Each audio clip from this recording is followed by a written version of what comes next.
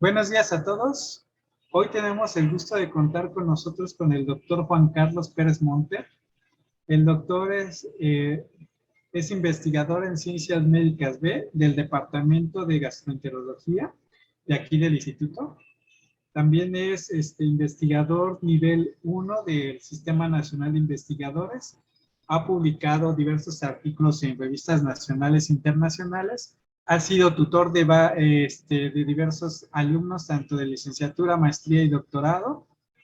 Entonces, doctor, es un gusto tenerlo con nosotros. Hola, ¿qué tal? Buenos días. Muchas gracias. Quiero agradecer, antes de empezar, quiero agradecer la amable invitación de la KINS para dar este seminario el día de hoy. Especialmente a Diego, Andrés y a Hilda. Hace un buen rato que no estaba con ustedes.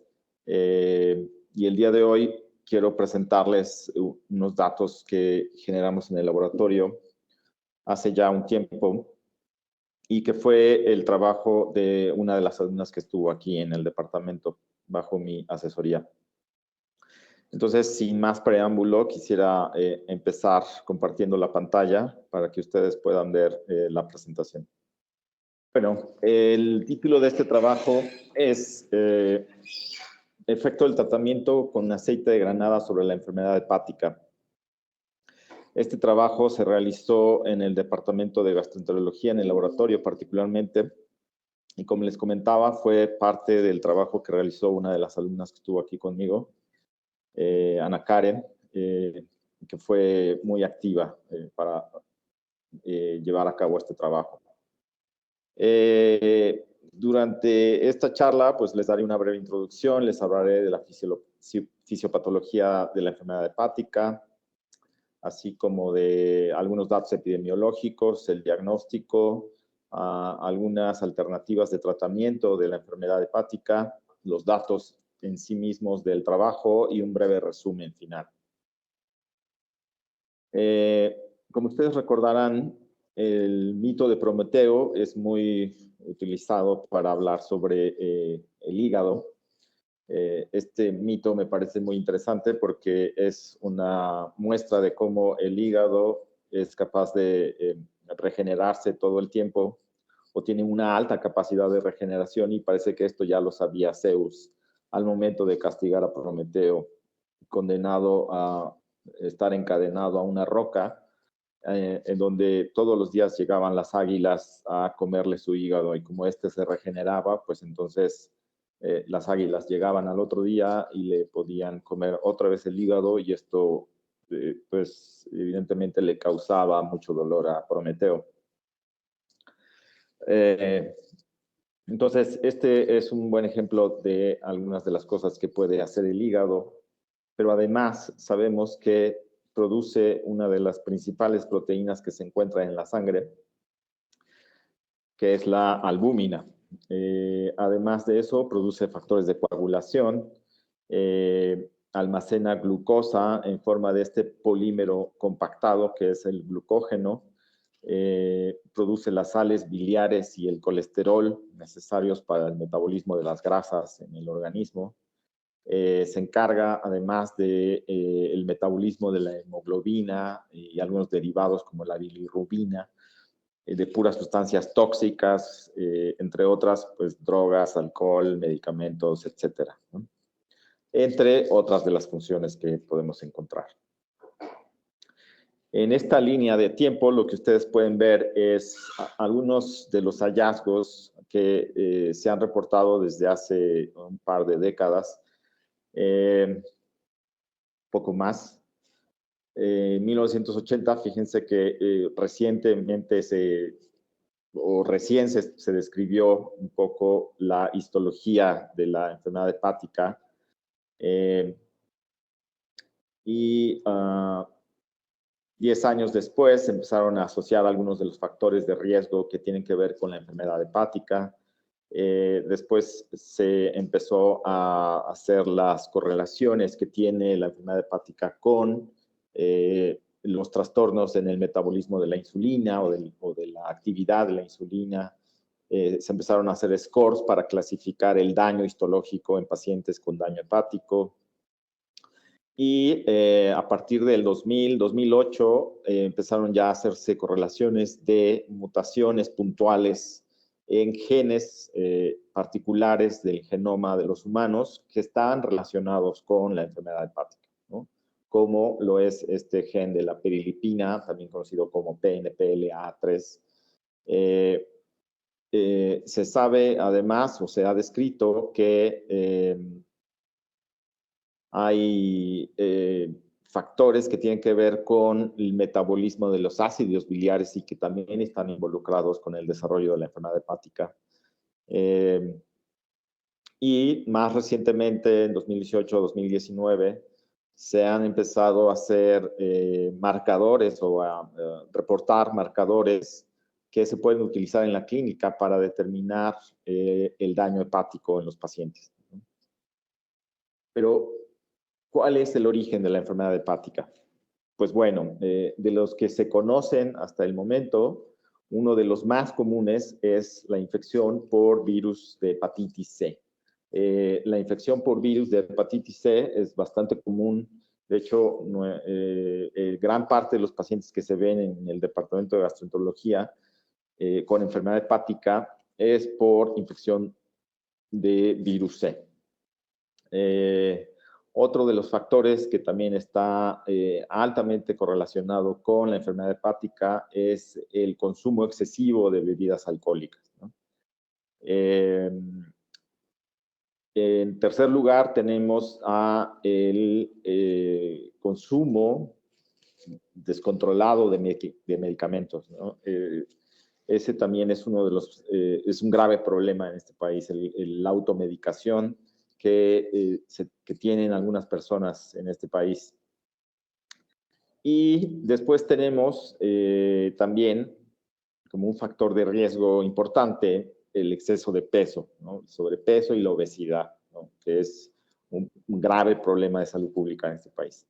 Y por último, tenemos pero no menos importante, que tiene que ver con los tatuajes y las perforaciones corporales, ¿no? Sobre todo aquellas que se realizan de forma, pues digamos, no estéril o en condiciones poco higiénicas, ¿no? Entonces, no digo que sea malo tatuarse o hacerse perforaciones, pero más bien hay que tener cuidado en dónde se hace uno ese tipo de procedimientos.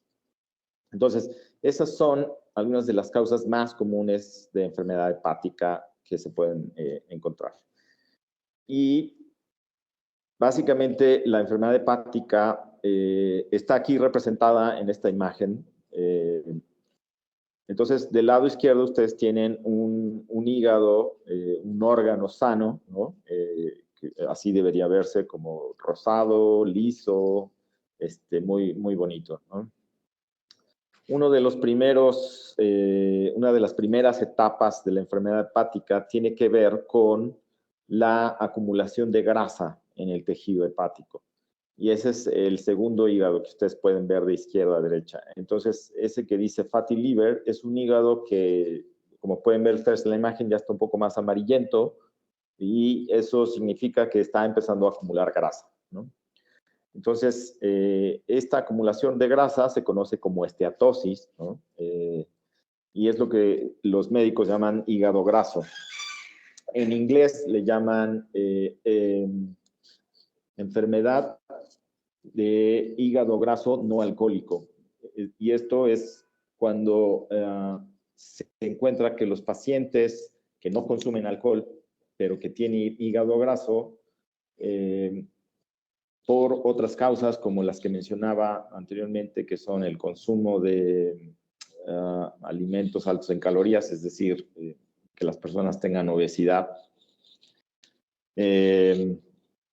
Entonces, de ahí se deriva este nombre de enfermedad hepática, enfermedad de hígado graso no alcohólico. Entonces, ese sería el primer paso, que el hígado empiece a acumular grasa y entonces tengamos un higadito que empieza a tener ese problema. Si ese problema persiste en el tiempo, lo que ocurre es que empieza a haber una respuesta inflamatoria en el hígado. El hígado, además de tener pues los hepatocitos, tiene otros grupos de células, ¿no?, que ayudan en su función. Entre estas encontramos a algunas células que se llaman células de Kupffer y células esteladas. Estas células de Kupffer y células esteladas, entre otras funciones, tienen la de responder a el entorno que afecta a los hepatocitos. Entonces, estas células son las que se encargan de la respuesta inflamatoria y se activan cuando el hígado no deja de acumular grasa o esa acumulación de grasa no se revierte.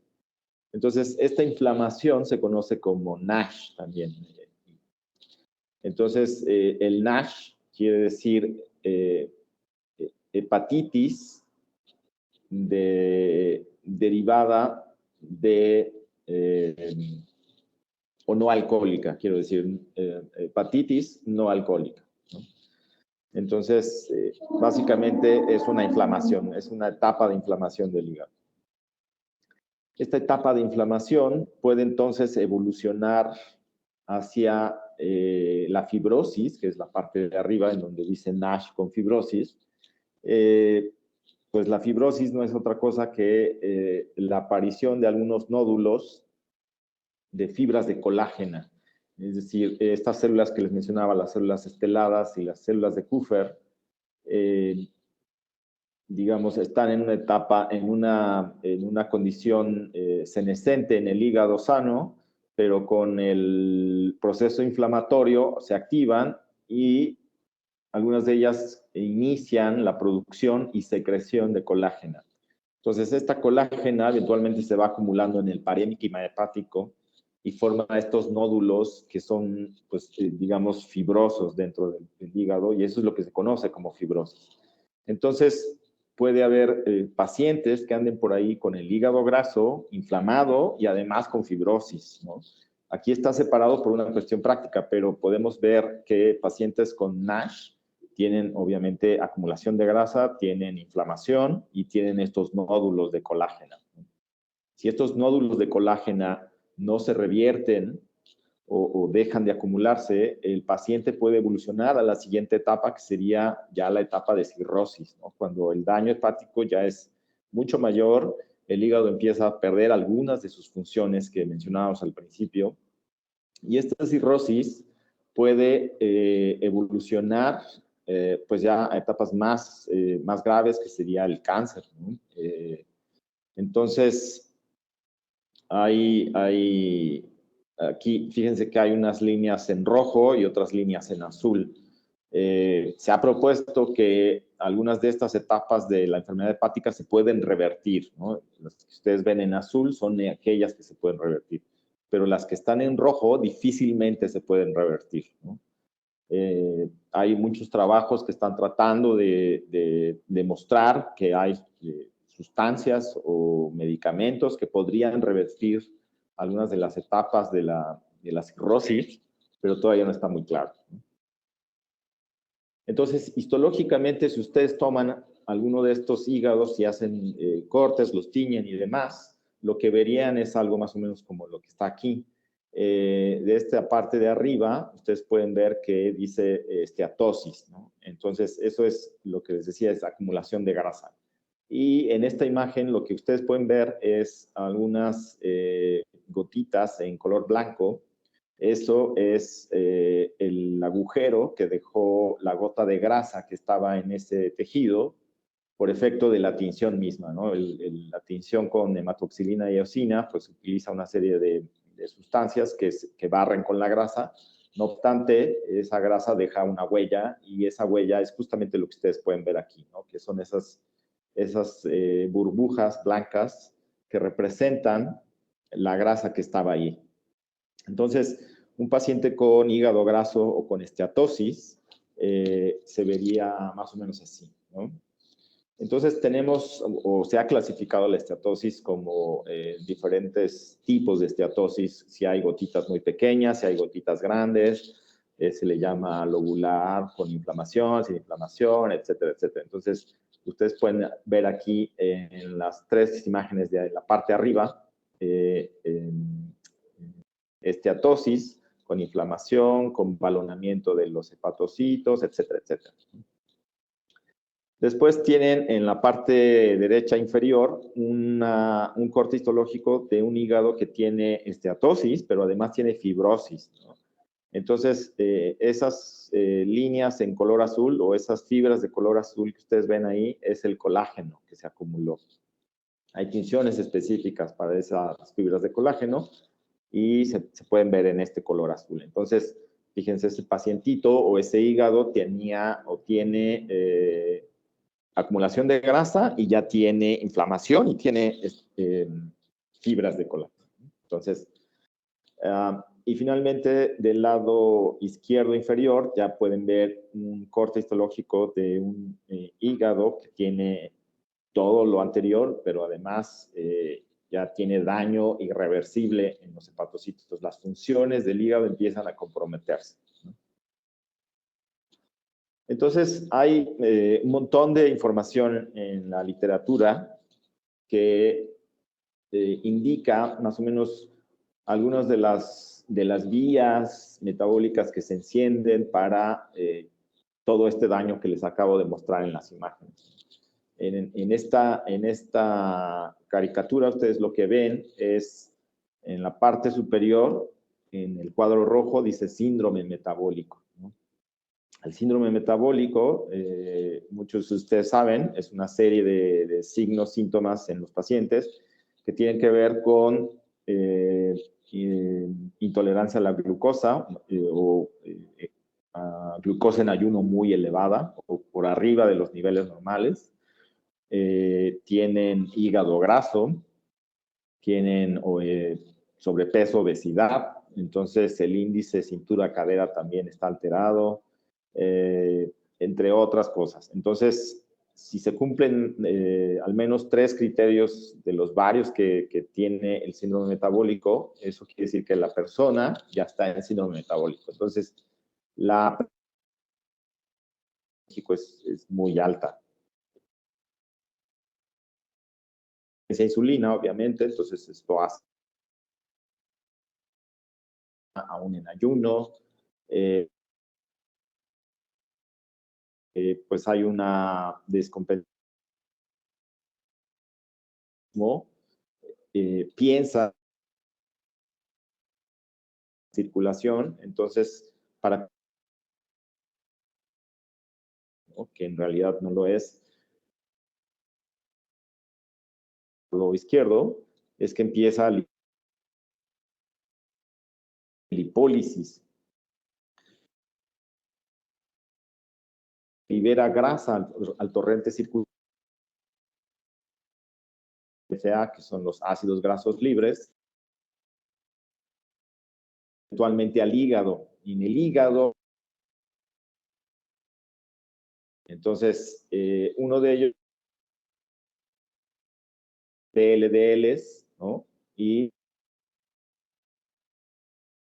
O sintetizar otros ácidos grasos o llevar esto a la beta oxidación en las mitocondrias. Entonces, en condiciones de síndrome metabólico, muchas de estas funciones, como les decía, pues están alteradas en el hígado. Entonces, eso hace que muchos de estos ácidos grasos no puedan salir en forma de VLDLs, no puedan ser metabolizados en las mitocondrias y, por lo tanto, se acumulan dentro del hígado. Entonces, eso es una de las explicaciones que hay para la acumulación de grasa en el hígado. Obviamente, esto tiene ciertas consecuencias o algunas consecuencias en el hígado. Hay algunos nombres como lipofagia, como estrés oxidante, la activación de algunas moléculas que causan daño en la mitocondria. Entonces, las mitocondrias empiezan a sufrir y no llevan a cabo sus funciones. Entonces, todo esto se va acumulando y obviamente esto es en detrimento de la actividad metabólica del hígado.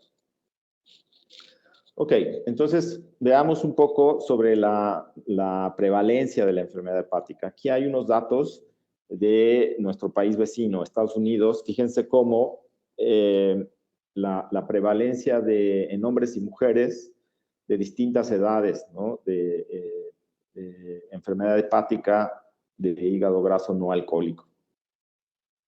En esta, digamos, ventana de edad de entre 30, 34 hasta 50, 60 años, fíjense la prevalencia, 40%, más o menos 10, 50%, es la mitad de la población de hombres en Estados Unidos parece presentar hígado graso no alcohólico.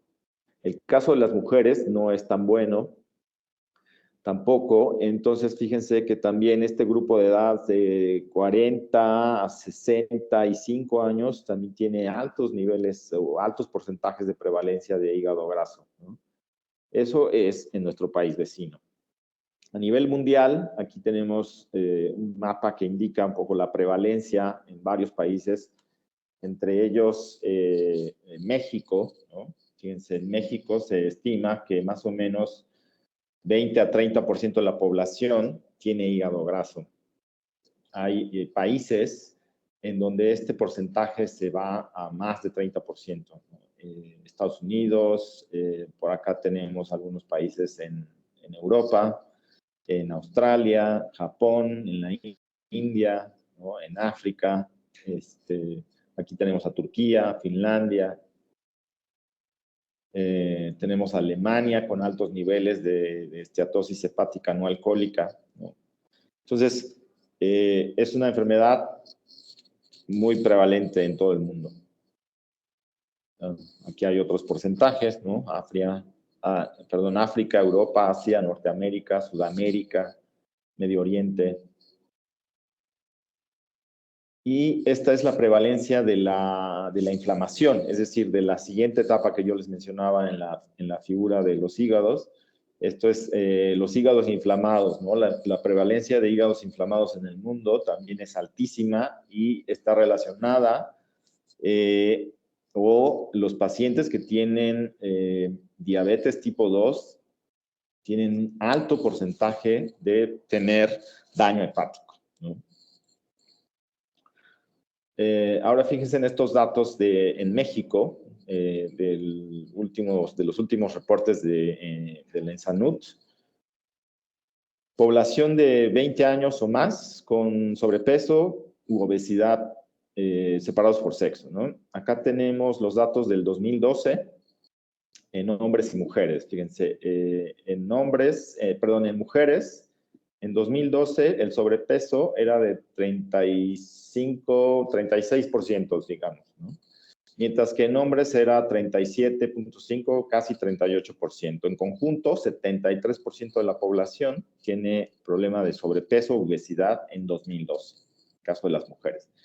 En el caso de los hombres, fíjense, el sobrepeso era 43% prácticamente y la obesidad 27%. En conjunto, 69% de los hombres en 2012 tenían problemas de sobrepeso u obesidad. ¿Qué pasa 6 años después? En el 2018, estos porcentajes no mejoran, de hecho empeoraron. ¿no? Pasaron del 73% en el caso de las mujeres a 77% prácticamente de sobrepeso u obesidad. Del 69% que había en 2012 para hombres en sobrepeso y obesidad, fíjense, subió casi 4%, ¿no? Llegó a 73% de sobrepeso y obesidad.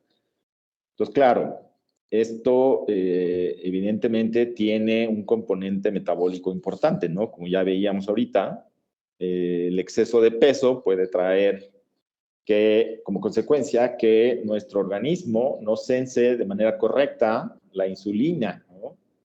Y si no tenemos insulina, pues no podemos meter la glucosa a las células sufren, mandan señales y entonces el tejido adiposo empieza a liberar ácidos grasos y esto llega al hígado y esto es un círculo vicioso. Entonces, esto es un problema grave de salud en México. Factores de riesgo. Fíjense que hay unos datos muy interesantes aquí del módulo de práctica deportiva y ejercicio, el 2020, que tienen que ver con todo esto que estoy hablando. El 58% de la población entre 18 años y más en Ciudad de México no hace actividad física, ¿no? Es decir, por lo menos caminar 10,000 pasos al día. Eso sería ser activo más o menos, ¿no? Algunos de los, digamos, factores que impiden que la población haga actividad física es, uno, la falta de tiempo, ¿no? Siempre decimos que no tenemos tiempo, que tenemos muchas cosas que hacer, etcétera, etcétera. El cansancio por el trabajo. Estoy cansado, no tengo ganas, tengo problemas de salud, etcétera, etcétera, ¿no? Esos son los principales factores, ¿no? Por no decir pretextos que ponemos para no hacer actividad física, ¿no? Yo me incluyo también, ¿no? O sea, a veces no tengo ganas de hacer y no hago porque digo, no tengo tiempo, estoy cansado, etcétera. Más de la mitad de la población que sí es activa, lo hace en instalaciones, pues, no sé, en gimnasio o en los parques públicos, etcétera, ¿no? Y la mayoría de ellos, o la mayoría de las personas, por lo menos 4 de cada 10, el 40%, se ejercitan por la mañana, ¿no? Les parece un buen horario para hacerlo y lo hacen. Ahora fíjense esto, del 42% de la población de 18 años y más declaró que es activa físicamente, ¿no? El 54%, el 55% prácticamente alcanza el nivel de suficiencia para obtener los beneficios a la salud, ¿no? Según las recomendaciones de la OMS. Y el 41% se ejercita con un nivel menor al recomendado. Entonces, bueno, claro, todo esto aunado al exceso de calorías en los alimentos, pues el resultado es las gráficas que les mostré recientemente, ¿no? De la obesidad y el sobrepeso en el país. Entonces, bueno, es para considerar.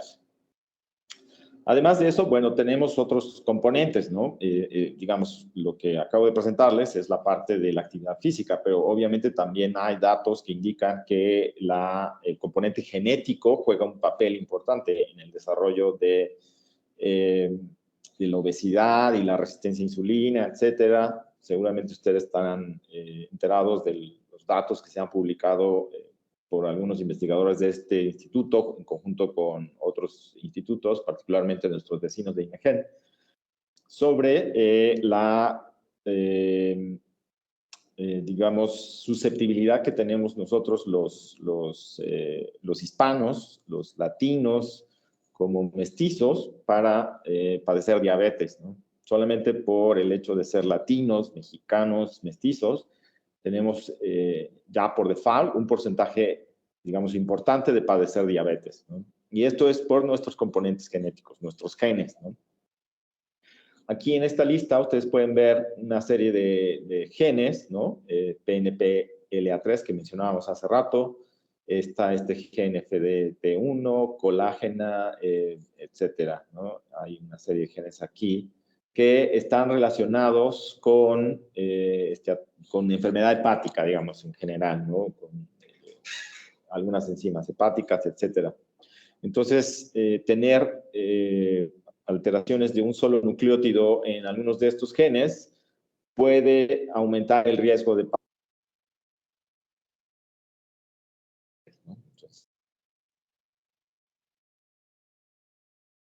en cuenta. ¿Cómo puedo saber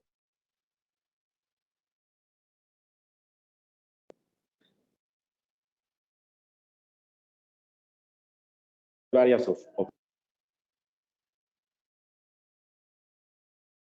entonces que tiene esto tiene un cualquier muy invasivo. Nosotros podemos estar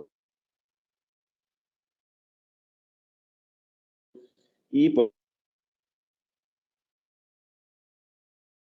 si tiene acumulación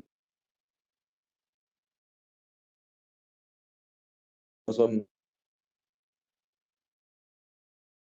enorme es, por un lado, el ultrasonido, ¿no? El ultrasonido es bastante accesible a la población y permite con un buen grado de certeza saber si el hígado tiene o no tiene daño. Existe otra opción que es la elastografía, ¿no? Que se practica aquí en este hospital. En la clínica de hígado hay especialistas que se encargan de hacer este estudio elastográfico, que consiste básicamente en emitir ondas de sonido a los pacientitos en la zona donde se encuentra el órgano y se puede saber si tiene o no tiene esteatosis o fibrosis. De hecho, también se le conoce como FibroScan, ¿no? Porque tiene una alta eficiencia para determinar o para diagnosticar la fibrosis. Entonces, esas son algunas de las opciones que los pacientes pueden tener para hacerse el diagnóstico de enfermedad hepática. Además de apoyarse en algunos datos serológicos, ¿no? Como la macroglobulina, aptoglobina, la bilirrubina, estas enzimas hepáticas, GGT, ALT, AST, que ya conocemos, los niveles de triglicéridos, colesterol, glucosa, insulina, etcétera, etcétera, ¿no? Entonces, todo esto en conjunto puede ayudar a que uno sepa si tiene o no tiene daño hepático. Bueno, además de esas ofertas para saber si uno no tiene o no tiene hígado graso, hay algunos scores que se han publicado, ¿no? Aquí hay un ejemplo en JAMA, en el 2015 se publicó una serie de datos que permiten sacar un score, ¿sí? Para saber si uno no tiene o no tiene enfermedad hepática, ¿no? Entonces aquí hay algunas categorías, ¿no? Si uno tiene algún puntaje, uno tiene enfermedad o no tiene enfermedad, o está grave o no está grave. Aquí hay una especie de algoritmo para también saber si un paciente con sospecha de esteatosis, ¿no? Le pueden hacer ultrasonido, es decir, estudios de imagen, ¿no? Si es positivo, si no es positivo, si tiene factores de riesgo para la inflamación, entonces hay que probar pérdidas de peso, si funciona, si no funciona, etcétera, ¿no? Entonces, fíjense que la biopsia hepática está hasta el final de este algoritmo de determinación de la enfermedad. Entonces, hay varias opciones.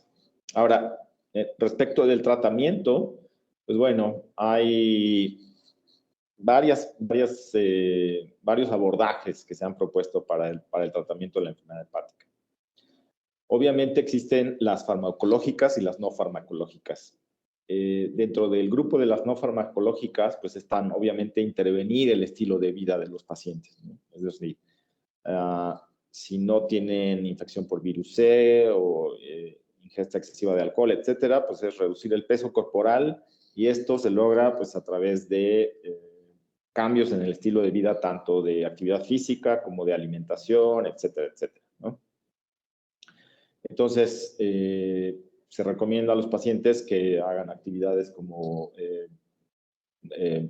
danza, bailes, etcétera, que hagan ejercicio físico, correr, nadar, no tiene que ser fundamentalmente correr, pero pueden hacer una actividad física que eleve su frecuencia cardíaca un poco y que les ayude a eliminar esa grasa que tenemos de más, ¿no?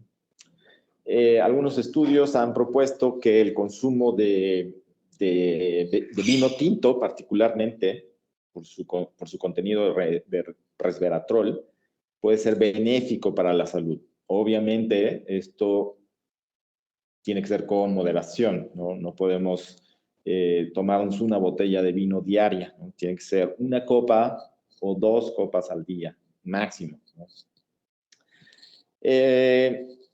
También se ha propuesto que esta dieta que se llama dieta mediterránea, que es rica en pescados, en hierbas, en tomates, aceite de olivo y todas estas cosas, también pueden aportar beneficios que ayudan a evitar la acumulación de grasas en el hígado, ¿no?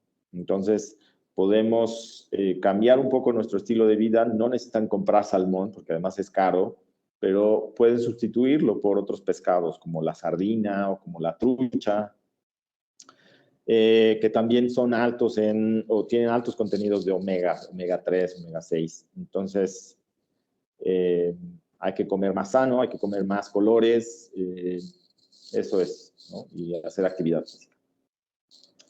Bueno, pero también están las farmacológicas, es decir, las sustancias, ¿no? que se han propuesto. Aquí hay una tabla en donde les presento algunas de ellas, ¿no? Como las pioglitazonas, la vitamina E, la metformina, las estatinas. Aunque algunas de ellas tienen efectos benéficos, otras no están completamente claros o no están completamente definidos. Entonces, ustedes pueden consultar la literatura o consultar a un médico para que les aclare algunas dudas sobre estas sustancias, ¿no? Aquí les presento unos datos publicados sobre el efecto que tiene el consumo de vitamina E en los niveles de la enzima ALT, que es un marcador de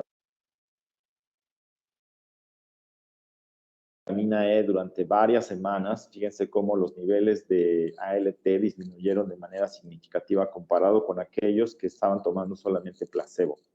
Entonces, aparentemente la vitamina E parece tener también ciertos beneficios para evitar el daño hepático. Bueno, aquí hay otras sustancias que también se ha demostrado que pueden tener efectos benéficos o no para el tratamiento del hígado graso. Tratamientos experimentales, obviamente, tenemos, por ejemplo, a la curcumina, ¿no? La curcumina, que es un condimento que se utiliza mucho en la India. Parece que está ganando muchos adeptos en este país y hay un montón de artículos que demuestran que la curcumina tiene beneficios para la salud, ¿no? Metabólicos, entre otros, ¿no? Y fíjense aquí, por ejemplo, sí, esto tiene que ver con un estudio que se llevó a cabo en humanos a los que se les dio curcumina o placebo, ¿no? Entonces está el grupo de placebo y curcumina y algunos de los datos que se determinaron en estos pacientitos y que fueron diferentes o que fueron distintos significativamente al final del estudio, ¿no? Y fíjense cómo el hígado graso, que está hasta acá abajo, en los pacientes que consumieron curcumina se redujo significativamente el hígado graso, ¿no? Entonces, en este estudio demostraron que el consumo de curcumina era bueno para disminuir el hígado graso. Entonces, esta es otra opción experimental, ¿no? Que está ahí. En este otro estudio, que no es en humanos, pero es en animalitos, en ratas, si mal no recuerdo, se demuestra que el consumo de nopal tiene un efecto hepatoprotector, ¿no? Aquí a un grupo de ratas se les dio una dieta alta en grasa para inducir el hígado graso y además a un grupo de esas ratas que consumieron dieta alta en grasa se les dio nopal, y al final del estudio se hizo un estudio histológico y se observó que las ratas que consumieron el nopal junto con la dieta alta en grasa no presentaban daño hepático como aquellas que no habían consumido nopal, pero sí la dieta alta en grasa, ¿no? Entonces, una serie de datos, entre ellos la acumulación de triglicéridos hepáticos, el tamaño del hígado, las especies reactivas de oxígeno o las especies reactivas o más bien los lípidos dañados en esas células del hígado, mostró que el nopal era capaz de disminuir todos esos marcadores de daño. Entonces, parece que el nopal, y hay otros estudios que han publicado algunos colegas de fisiología de la nutrición, ya en humanos, que demuestran que tiene beneficios para el metabolismo. Entonces, el nopal es otra opción, es muy económico, está disponible en el país. En cualquier frutería, verdulería de la esquina, ustedes lo pueden conseguir. Y este otro del que yo les voy a hablar el día de hoy tiene que ver con la granada, ¿no? La granada, que es una fruta que, digamos, se consume poco, creo, en general, o se consume más, sobre todo en los meses de septiembre, agosto, septiembre, que es cuando granada. Ya hace muchos años que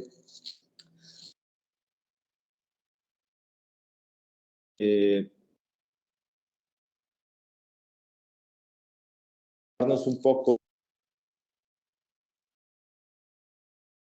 de la granada.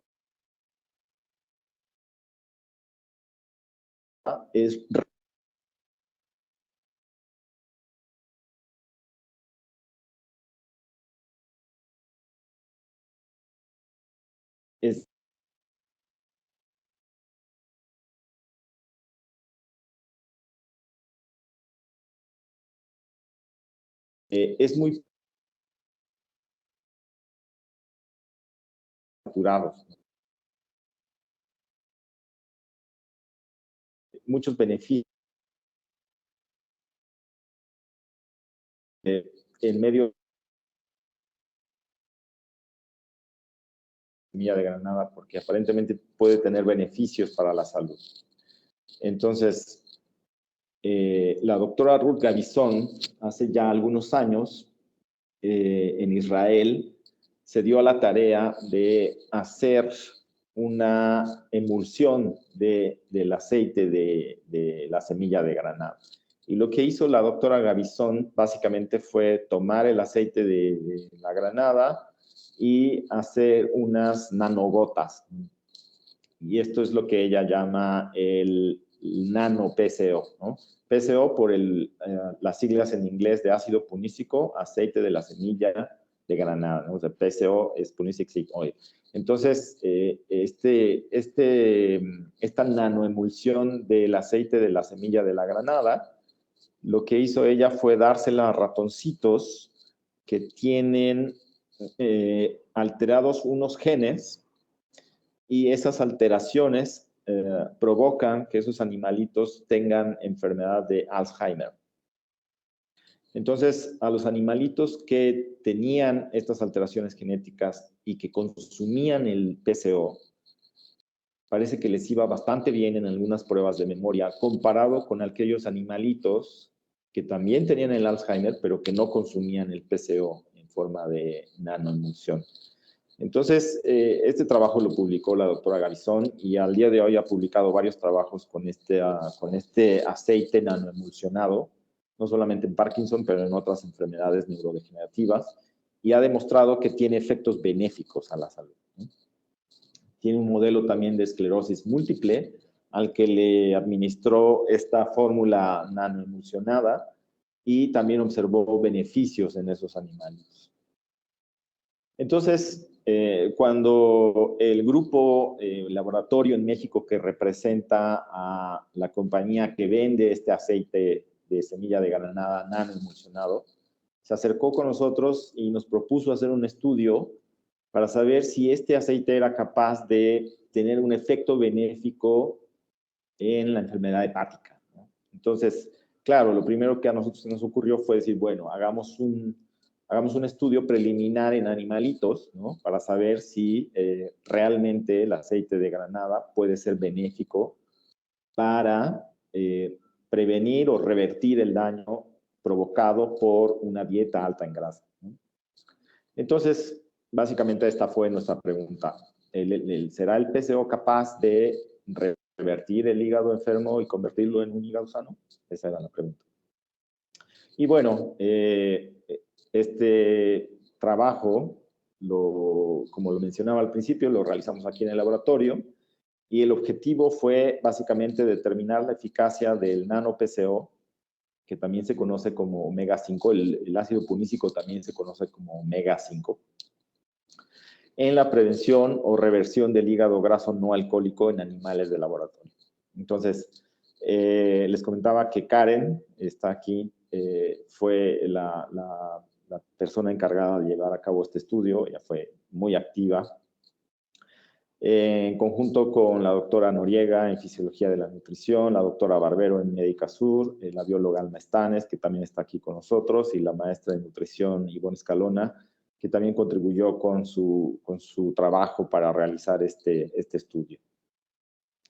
Entonces, lo que nosotros hicimos en primer término fue hacer un estudio de toxicidad de esta sustancia, porque no sabíamos si este aceite nanoemulsionado podía provocar daño en los animalitos, ¿no? Entonces, queríamos saber antes de iniciar un estudio si esta sustancia era tóxica, ¿no? Por sí misma. Entonces, para eso lo que hicimos fue dos estrategias. Una estrategia que incluía el uso de animalitos de laboratorio, en este caso eran ratones C57, que ustedes pueden ver aquí. Y la otra era usar células en cultivo, ¿no? Es decir, la estrategia in vitro. Entonces, perdón. La estrategia en vivo consistió en tomar animalitos y someterlos a una administración aguda del nano-PCO y otro grupo de animalitos someterlos a una estrategia de tratamiento crónico, ¿no? Mientras que las células en cultivo las pusimos en presencia del nano-PCO durante varias horas. Hicimos algunos estudios que ahora les voy a presentar. Entonces, en primer término, en el estudio in vivo, ¿no? Toxicológico in vivo, es decir, con los animalitos, los ratones C57, lo que hicimos fue darles una sola dosis del aceite de granada. Esta dosis se la dimos por vía oroesofágica. Aquí lo que hizo Karen fue tomar una sonda y directamente al esófago administrarles el aceite. Entonces, aquí tenemos 3 dosis diferentes, 1 miligramo, 2 miligramos o 4 miligramos por gramo de ratón. Y los comparamos con un grupo de ratones a los que no les dimos el aceite, ¿no? Y comparamos el peso de los animales, ¿no? Entonces, los animalitos, como ustedes pueden ver aquí, pues algunos aumentaron de peso, otros bajaron de peso, etcétera, ¿no? Pero era realmente... en el caso de los que perdieron peso, eran 2 gramos de diferencia comparados con el inicial, ¿no? O los que subieron de peso, eran 2 gramos más comparado con el inicial. O sea, era básicamente insignificante la diferencia. Quisimos saber si algunos de sus órganos estaban afectados, tanto físicamente como histológicamente. Entonces, lo que ustedes pueden ver en esta gráfica es una relación del tamaño del órgano con el peso corporal del animal. Entonces tomamos el vaso, el corazón, el cerebro, el riñón, el timo, el pulmón, el páncreas y el hígado de estos animales, tanto de los controles como los de 1, 2 o 4 miligramos por gramo de ratón. Y lo que observamos es que básicamente no hay diferencia en ningún órgano excepto en el páncreas, que aparentemente es más grande en el grupo de 4 miligramos. Nosotros pensamos que esta diferencia se debe principalmente a nuestros problemas técnicos para poder disecar de manera apropiada el páncreas. A diferencia de los humanos, el páncreas en los animalitos está asociado con el intestino. Entonces, es muy difícil tratar de disecarlo de manera reproducible, ¿no? Entonces, creemos que estas diferencias son principalmente a esos problemas técnicos. Como estamos interesados principalmente en el tejido hepático, lo que hicimos fue tomar el hígado de estos animales y hacer cortes histológicos y también el riñón, ¿no? Porque sabemos que el riñón, al igual que el hígado, puede depurar sustancias tóxicas. Entonces, tomamos ambos órganos de estos animales, de los controles, de los de 1, 2 o 4 miligramos, y los teñimos con hematoxilina eosina, y lo que les presento aquí es esas imágenes. Entonces, fíjense cómo en el hígado de los ratones control, pues se ve todo normal, no hay ni grasa, ni acumulación de neutrófilos o alguna otra cosa que pueda implicarnos inflamación o daño, ¿no? El de 4 miligramos prácticamente se ve lo mismo, el 2, el de 1 se ven igual. En el caso del riñón, todas las histologías son bastante similares, independientemente de la dosis. Y de este lado derecho tenemos la ampliación que ustedes pueden ver en las líneas punteadas en blanco en estas imágenes de la izquierda. Y también nos indica que en general la histología de ambos órganos es bastante similar. No tenemos diferencias en estos tejidos a ninguna de las dosis aplicadas, ¿no? También quisimos saber si algunas de las marcadores de daño o alteraciones en el metabolismo de lípidos estaban alterados. Entonces aquí tenemos las concentraciones de ALT, AST, albúmina, triglicéridos, colesterol o glucosa de estos animales. 1, 2 o 4 miligramos comparados con los animalitos a los que no se les dio el aceite. Y aunque tenemos algunos ratones que sí se les elevó la LT, esto no fue significativo estadísticamente. Igual que con AST, albúmina, triglicéridos, colesterol o glucosa. Ninguno de estos parámetros fue diferente comparados con el control. Bueno, después lo que hicimos fue hacerle el tratamiento crónico y esto consistió en darle a los animalitos durante 28 días, si mal no recuerdo, la dosis de 5%, 15%, 20% de PCO.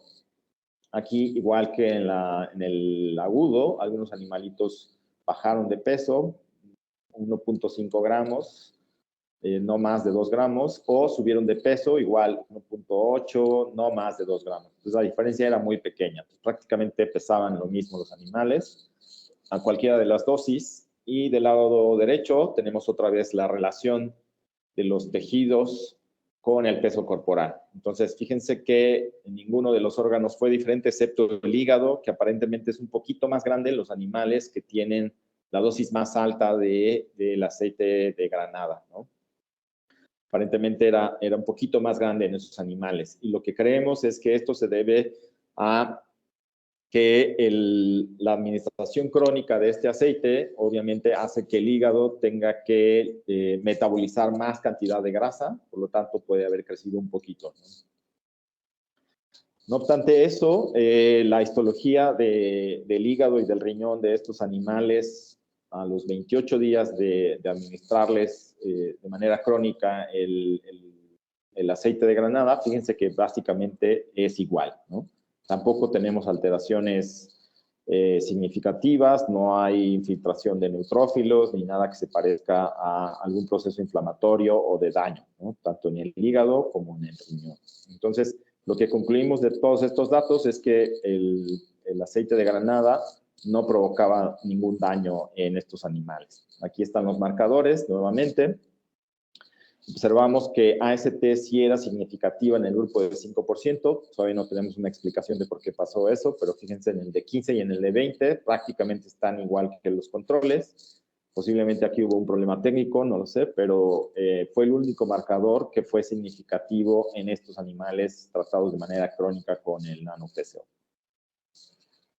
Ok, después rápidamente les cuento lo que vimos en las células. En las células tuvimos unos fibroblastos que son 3T3 y astrocitos primarios derivados de cerebros de ratones también. Entonces pusimos ambos tipos de células en cultivo y les agregamos diferentes dosis del nano-PCO. o el vehículo. Entonces, comparamos el aspecto físico de las células. Como ustedes pueden ver aquí en las imágenes, prácticamente son iguales en el control o en los que tienen diferentes dosis del nano-PCO. En las gráficas, lo que les presento es la viabilidad celular a diferentes tiempos en mioblastos, en fibroblastos o en los astrocitos primarios, ¿no? A diferentes dosis.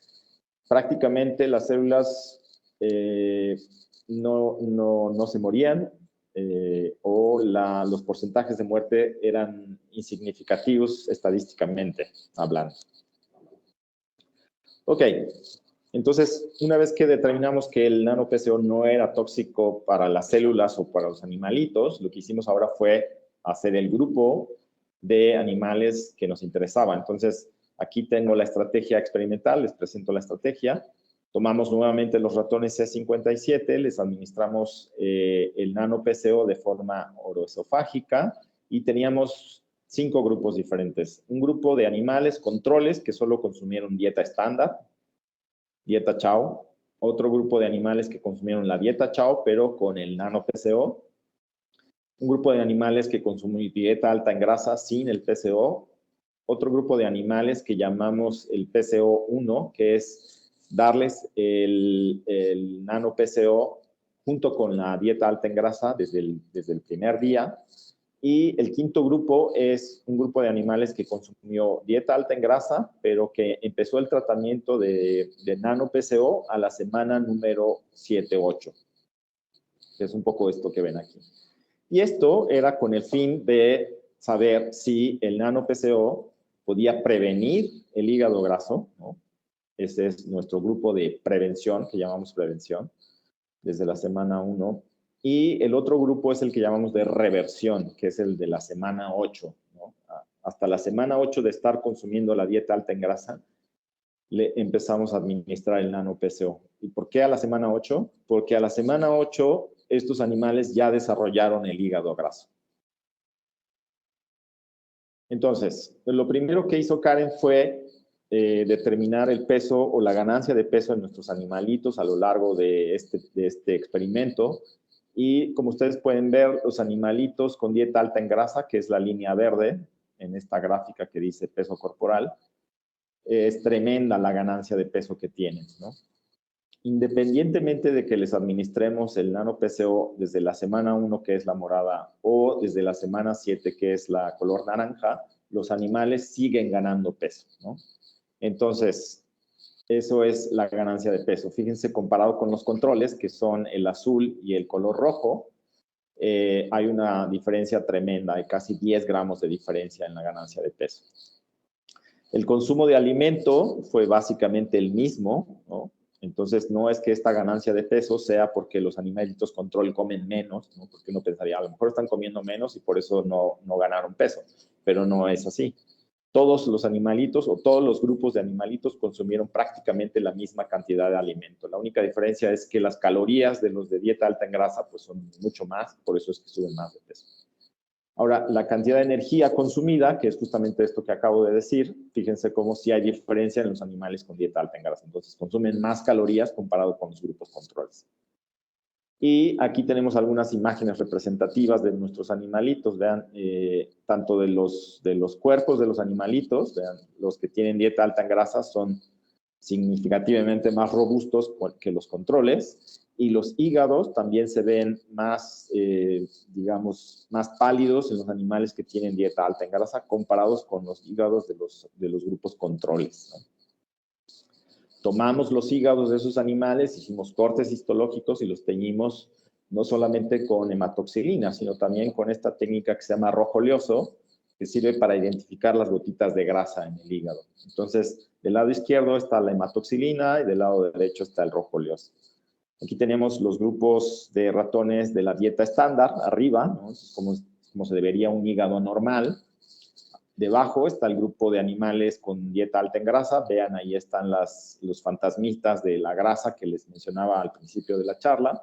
Y esto lo corroboramos con el rojo oleoso. Vean aquí en el grupo de alta en grasa, de dieta alta en grasa, pues hay un montón de grasita de gotas de grasa comparado con el grupo control, ¿no? Ahora fíjense en esta parte que me parece también muy interesante. Es el grupo de animalitos a los que les dimos el nano PCO. La histología del hígado sí cambia de manera interesante. Vean que en los animalitos a los que les dimos el nano PCO, aquí creo que hay un error. Aquí debería ser al revés. El de reversión es el primero y el de prevención es el de abajo. Los animalitos a los que les dimos el nano PCO a las 8 semanas, logramos revertir el daño, es decir, logramos evitar que el hígado siguiera acumulando grasa, ¿no? Recuerden que el grupo de reversión era ese grupo de animales a los que les dimos el nano PCO cuando ya tenían el hígado graso, ¿no? Entonces, cuando hacemos el corte histológico de esos animalitos, vean, prácticamente la grasa hay un poco, pero ya no se ve tan franco como en el grupo de alta en grasa sin el nano PCO. En cambio, aquellos animalitos a los que les dimos el nano PCO desde el principio, es decir, que tratamos de prevenir el hígado graso, el tratamiento con el PCO no fue eficiente, ¿no? No logró prevenir la acumulación de grasa en estos animalitos. Bueno, después lo que hizo Karen fue tratar de determinar la composición corporal de estos animales, y esto lo hizo por resonancia magnética. Aquí les presento las gráficas de la cantidad de grasa y la cantidad de músculo en estos animales, ¿no? Del lado, las primeras dos barras representan al grupo de ratones controles, ¿no? La B es el inicio del estudio y la A es al final del estudio, ¿no? Es before and after. Entonces, y aquí está el porcentaje corporal. Entonces, vean cómo la grasa al inicio del estudio era prácticamente, pues, no sé, menos del 5% en los animalitos control. Y al final del estudio, esa grasa subió más o menos 10, 12, 15%, más o menos, en ese grupo, ¿no? Mientras que el músculo era un montón, ¿no? O sea, la parte roja de las barras, ese es el músculo. Cuando les dimos el PCO a estos animalitos controles, esas cantidades básicamente se permanecieron iguales. Ahora fíjense en el grupo de ratones con dieta alta en grasa. La grasa en estos animalitos era más o menos similar a la de los controles al inicio, pero al final del estudio, vean cómo la grasa más o menos llega a 30% del peso corporal del animal, ¿no? Entonces hay una acumulación significativa de grasa en estos animales a costa de perder músculo, ¿no? Que es la parte roja. Entonces pierden músculo y ese músculo lo sustituyen por grasa, que es un poco lo que también se ve en humanos. Cuando les dimos el nano PCO desde el principio o a la semana 8, esa grasa en realidad no se redujo en los animales, continuó ahí, ¿no? Entonces, eso también nos pareció interesante. Entonces, Karen se dio a la tarea junto con la doctora Lilia de hacer o determinar si nuestros animalitos ya tenían resistencia a insulina o intolerancia a la glucosa. Entonces, para ello hicieron curvas de tolerancia, ¿no? Agarraron los animalitos en ayuno, les administraron bolos de glucosa y vieron cómo iba bajando la glucosa en el tiempo, ¿no? Que es un poco lo que hacen en los exámenes de curvas orales de tolerancia a glucosa en humanos. 90 y determinaron como una especie en grasa, alta en desde el. Pero fíjense, a 8. Disminuye pero no alcanza.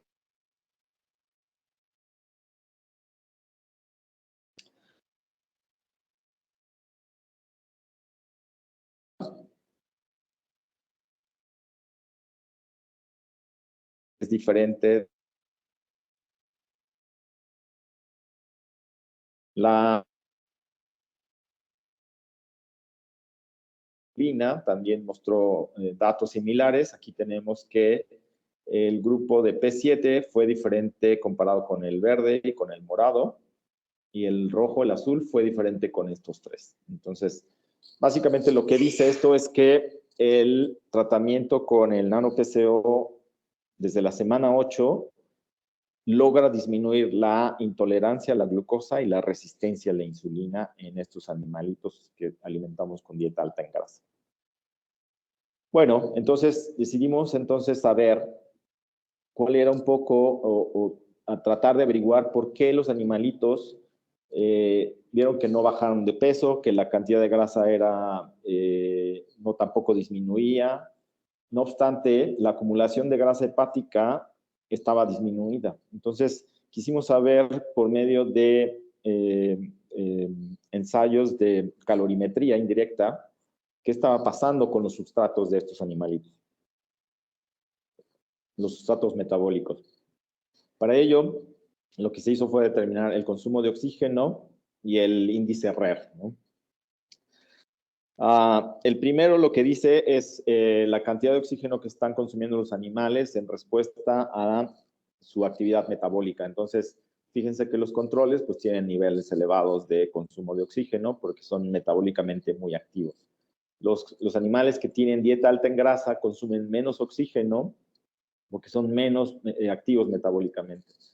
Pero los animalitos con el nano-PCO desde la semana 7, fíjense cómo sí es diferente del de dieta alta en grasa. Es decir, aumentan, aunque no a niveles de los del control, su consumo de oxígeno. Entonces, eso explicaba un poco los datos anteriores de la glucosa también. El RER lo que nos dice es qué tan flexible es el animalito en términos de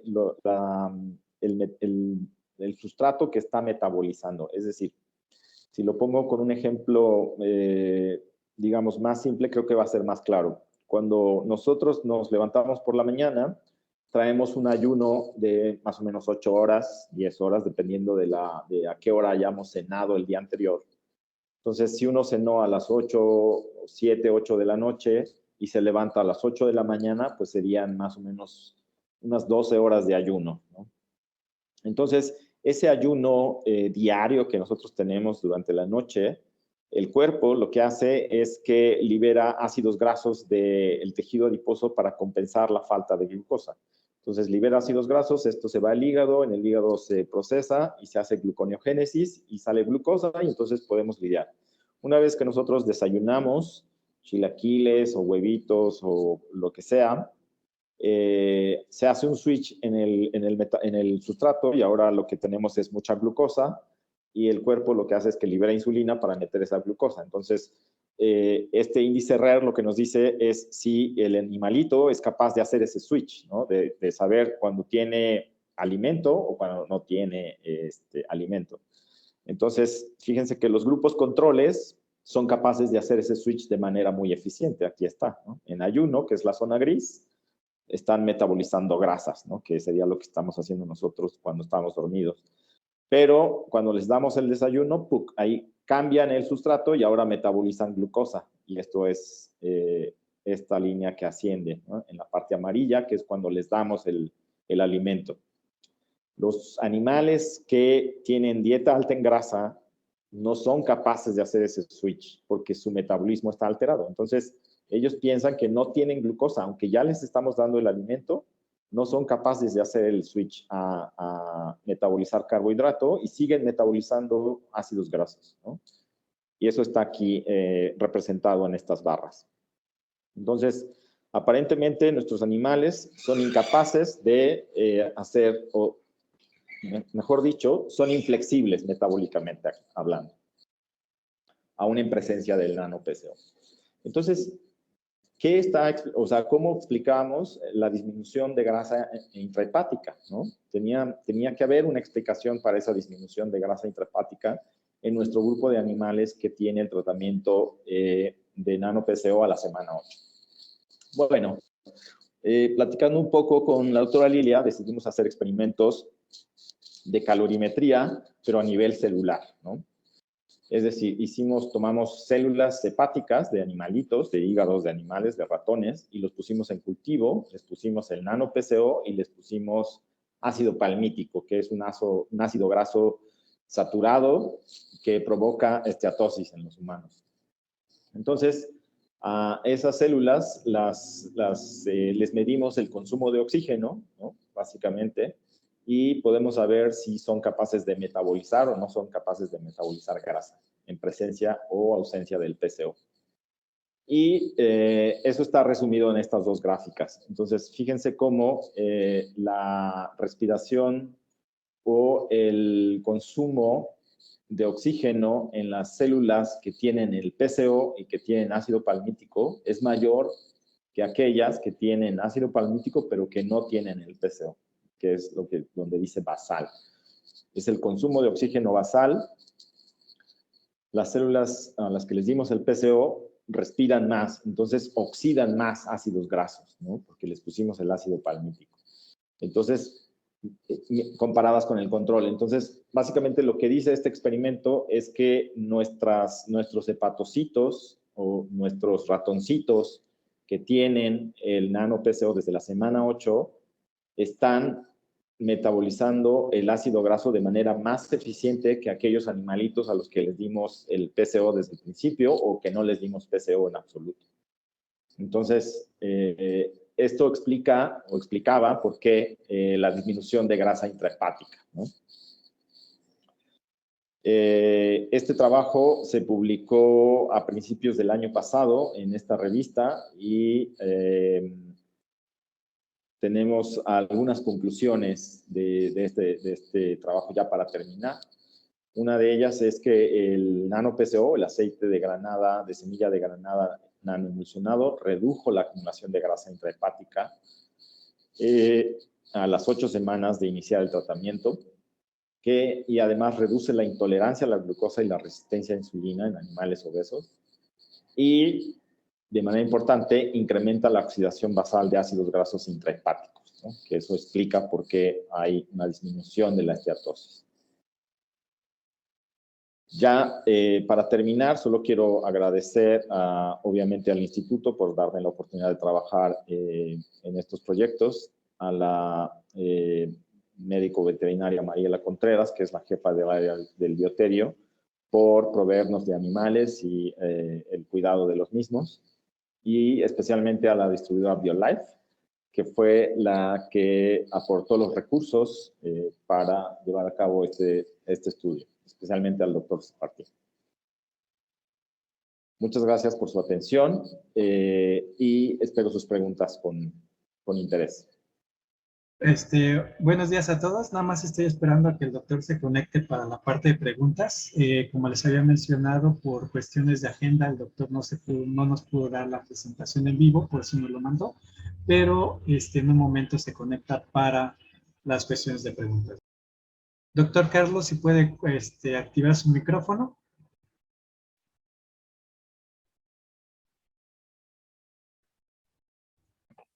Hola, ¿ahí me escuchas? Sí, ya lo escuchamos, doctor. Ok, perfecto. Bueno, vamos a comenzar con la parte de preguntas. Nada más déjenme regresar un poco para buscarlas en orden. La primera pregunta tiene que ver, que usted mencionó el tratamiento para personas obesas. ¿Cuál es el tratamiento en pacientes delgados? Bueno, antes que nada, buenos días a todos. Muchas gracias por invitarme nuevamente. Respecto de la pregunta, a ver, déjame ver si entendí. Esto se refiere al tratamiento con el aceite de granada específicamente, ¿verdad? No se refiere a la parte introductoria de la charla. Yo creo que sí se refiere un poco a la parte introductoria de la charla. Eso está un poco... Sí, Sí, al parecer sí es la parte introductoria de la presentación.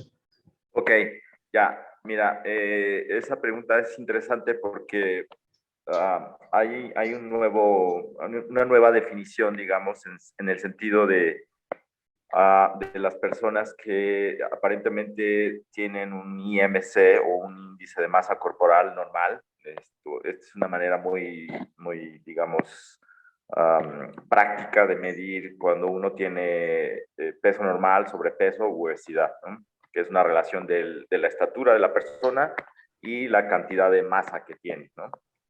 Entonces, digamos que es la cantidad de gramos de persona por metro cuadrado. Entonces, hay algunas evidencias que indican que las personas que aparentemente son normales en cuanto a su peso pueden tener trastornos metabólicos importantes. Y esto se ha definido como obesidad metabólica, ¿no? Entonces, a estas personas es un poco más difícil identificarlas porque aparentemente pues tienen peso normal y andan por ahí de manera normal, pero cuando por alguna razón caen en algún servicio médico y se les pide que se les hagan algunas pruebas de función hepática o de glucosa en sangre, etcétera, ahí es donde aparecen esos trastornos. Entonces, lo recomendable para esas personas, que creo que ese es el sentido de la pregunta, es hacer intervención dietaria, o sea, hacer intervención en cuanto a su estilo de vida y actividad física. Esa es la primera, digamos, línea para atacar el problema de la obesidad metabólica que se llama, ¿no? Después, si esto no funciona, pues entonces ya se puede pensar en algunos otros tratamientos, pero ahí sí tendría que acudir con su médico interno, internista, para que él haga una evaluación mucho más certera del asunto y pueda recomendarles algún tratamiento o algún medicamento, digamos, ya en algún caso más complicado, ¿no? Gracias, doctor. La segunda pregunta, ¿son recomendables los productos naturistas de concentrados de granada?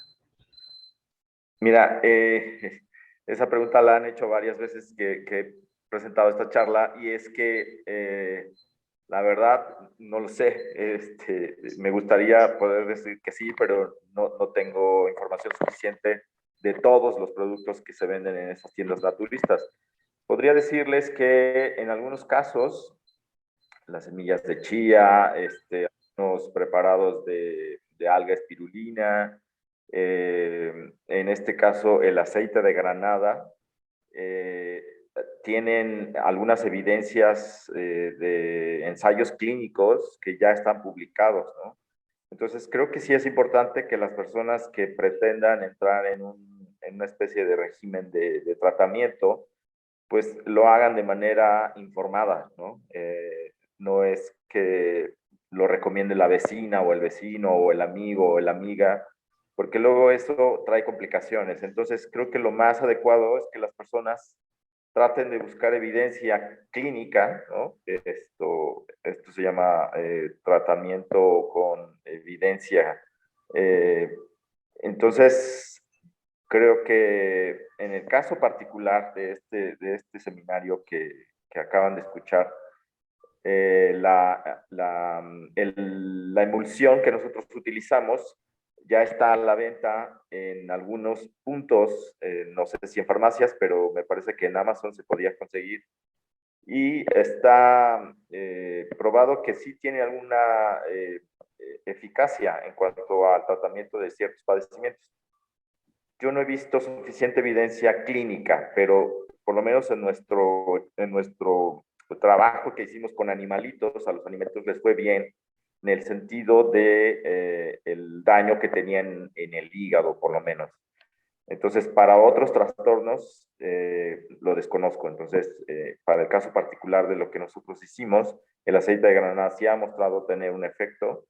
En otros artículos que he visto de Medio Oriente y de la propia doctora Gavizón, esto también tiene efectos benéficos en cuanto a las cuestiones cognitivas y cuestiones metabólicas. Entonces, creo que en ese sentido sí podría decir que el aceite de granada, por lo menos, sí es recomendable para algunos trastornos metabólicos. Pero insisto, esto tiene que ir acompañado de cambios en el estilo de vida, ¿no? Eso es muy importante. Gracias. La siguiente pregunta, si el hígado tiene cirrosis y se regenera, ¿las secuelas o alteraciones como las varices esofágicas se eliminan? Mira, el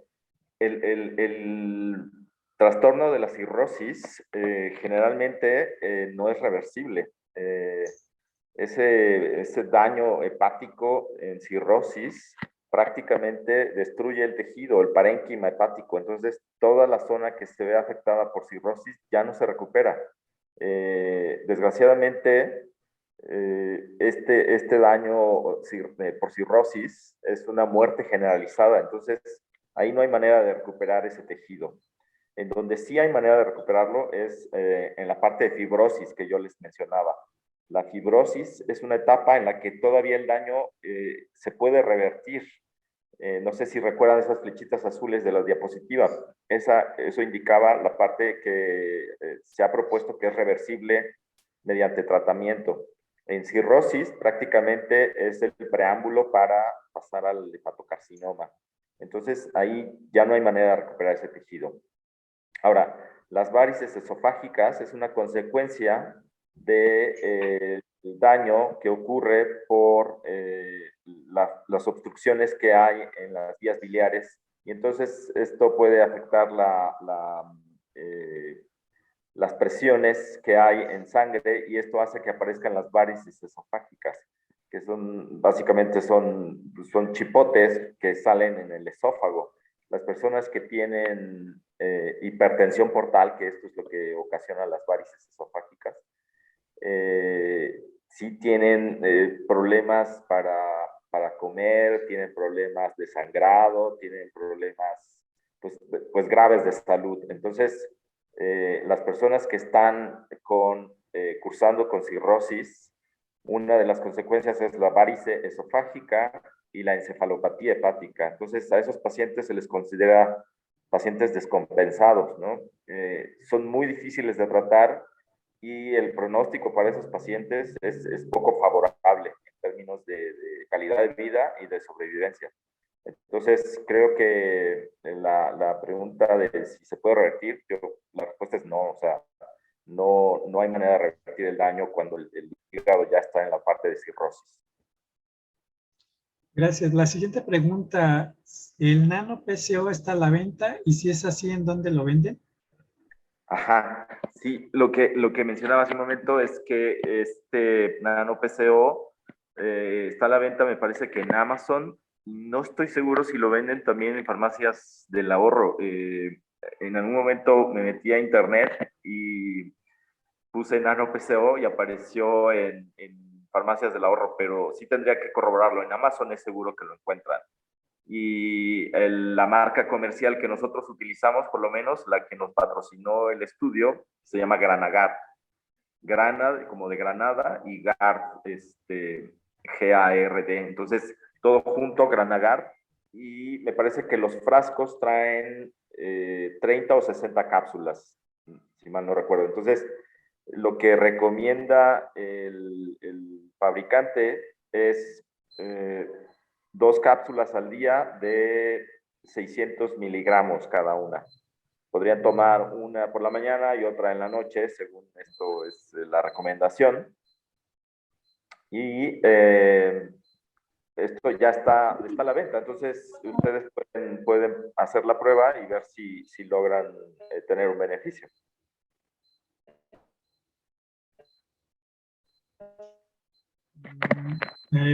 Otra duda, bueno, otra pregunta. ¿Sí? Si el hígado tiene cirrosis, ¿se puede inflamar? Bueno, la cirrosis, como mencionaba, ya es la última etapa de la enfermedad hepática.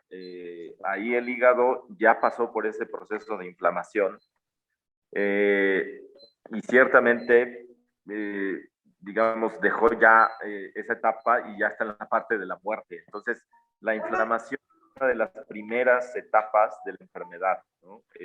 Yo les mencionaba también otra vez en esa figura de los hígados, que la acumulación de grasa y la inflamación son de los primeros signos, síntomas que ocurren en la enfermedad hepática. La acumulación de grasa debido al alto consumo de alimentos ricos en calorías o hipercalóricos hace que esta grasa se empiece a acumular y eso es una señal de alerta para el hígado. Entonces lo que hace es que dispara sistemas de inflamación o procesos proinflamatorios que eventualmente llegan a la parte de la acumulación de fibras de colágeno, que es la fibrosis. Entonces, el proceso inflamatorio, fibrótico y la cirrosis ocurren en tiempos muy, muy largos, pero ciertamente ya en la parte de cirrosis el hígado ya pasó por la inflamación, entonces ya no puede contender con ese proceso inflamatorio y lo que hace es que empieza a morirse. Entonces, la cirrosis ya es una etapa, digamos, de las más avanzadas y que pueden ser potencialmente peligrosas para la vida.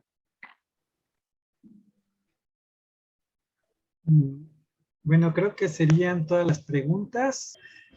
Todos por nuestra parte sería. Y doctor, muchas gracias por su maravillosa ponencia. Y gracias por aceptar nuestra invitación. Sé que estos días estuvo un poco ocupado, pero muchas gracias, doctor. No, al contrario, muchas gracias a ustedes por invitarme y encantado de estar aquí con ustedes.